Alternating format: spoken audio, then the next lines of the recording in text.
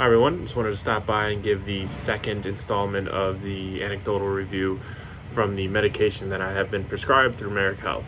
The one that I want to review here now is TADALAFIL, which is the generic name for CIALIS. And what I want to cover with the CIALIS is my dosing guide, my dosing regime, meaning which days I take it, how much I'm taking it, how much I'm taking at a time, and then I want to cover what the scientific effects are, and then I will cover what my anecdotal evidence or what I felt while on it is. So let's get right into it. So it was prescribed to me at 10.5 milligrams every other day. So I would take it, say, Monday, Wednesday, Friday, Sunday, Tuesday, Thursday, and it would skip a day at 10.5 milligrams. This can be prescribed anywhere between 2.5 milligrams to 5 milligrams daily, or that 10.5 milligram every other day dosing regime. Mine is 10.5. So the scientific thought process and how this kind of works, well, generally Cialis is given for erectile dysfunction, being that it has a kind of vasodilation type nitric oxide type effect within the body, which can help with erections and things like that. That is not why it was prescribed to me. It was prescribed to me to help with the weak androgen receptor density effects that it has, and help increase testosterone via more testosterone production in the testes.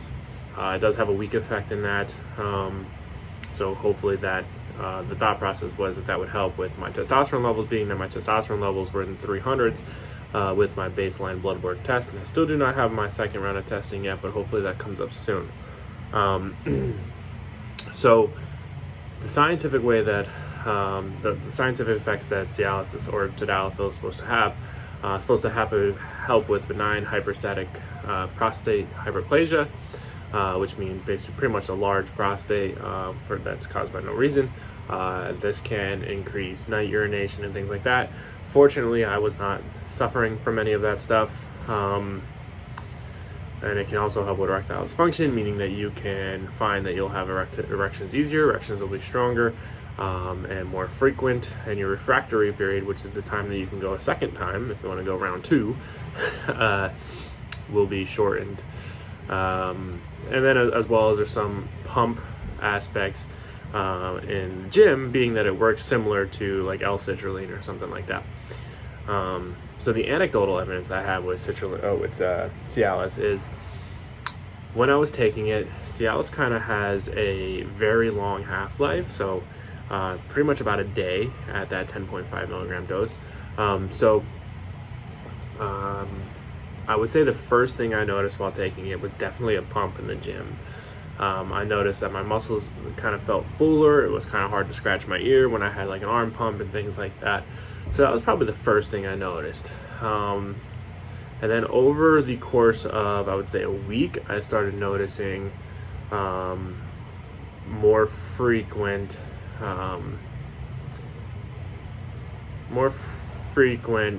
effects downstairs, meaning kind of had a lot of surprises here and there with things like that. And then I did notice that it definitely had a benefit in refractory period, as well as a hardness / density effect in that aspect, in that realm. But again, I'm not taking it for those things. I'm taking it for the androgen receptor density, as well as probably the blood flow and the pump for the pre-workout. And in all, those two things will make me feel better in the gym.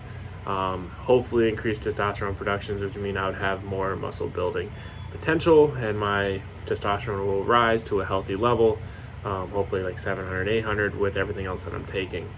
So I do not have the follow-up blood work with that, but I did notice while taking the Tadalafil was definitely an increase in aggression in the gym, a definite increase in muscle pumps, which carried for quite some time during and after the gym.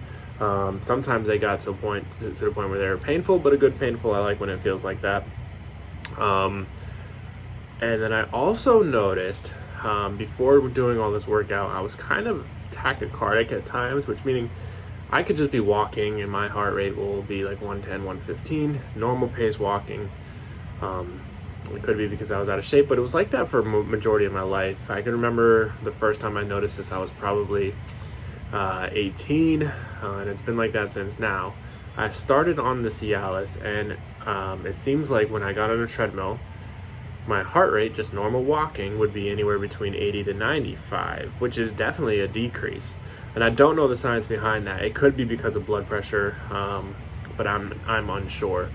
While taking the TADALAFIL, it did make my blood pressure drop, but I'm also doing other things like maintaining hydration, maintaining electrolyte balance. I'm working out more often. I'm doing more cardio. So I can't solely put it to that, but my blood pressure kind of is around 115 to 115 over like 60, 65, normal in that range.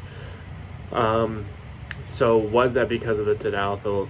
It's unknown, but what I can tell you is I noticed the drop in heart rate as soon as I started taking it and got on the treadmill with the heart rate monitor that you hand hold on to. Now those things aren't the most accurate, but it was kind of a shock to see that, and I don't know the science behind that. So maybe somebody can tell me why that did happen in the comments below.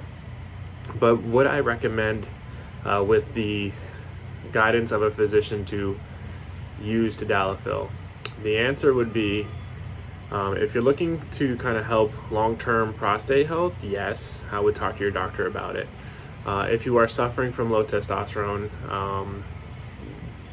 and you do not have any like blood pressure type issues, I would talk to your doctor about it, as I did see anecdotally a boost in my kind of mental wherewithal, or mental fortitude, I should say, rather, to push harder in the gym and have more of like an aggression in the gym, as well as some of the side effect, or actually the main effect, but side effects for me, because it's not why I was taking it, aspects of CIALIS, meaning the general male sexual health benefits can do a lot for an ego, can do a lot for a mental confidence, as well as for your relationship. So if you are lacking in any of those things that I mentioned, I think it's a good thing to talk to your doctor about, see if it's right for you.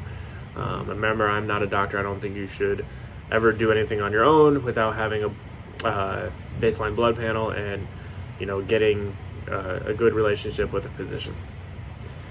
All right, well, I hope you guys enjoyed my anecdotal evidence here. I think it can be indicative of what you see in my physique in those previous videos, and definitely do plan on doing another bout of TADALAFIL. I am off, but I will be starting again December 15th. I have my order coming in of my TADALAFIL and a couple of the other supplements that Merrick Health has prescribed. So again, if you guys have any questions, comments, concerns, please leave them in the comments below. Like and subscribe to help support the channel and my journey here.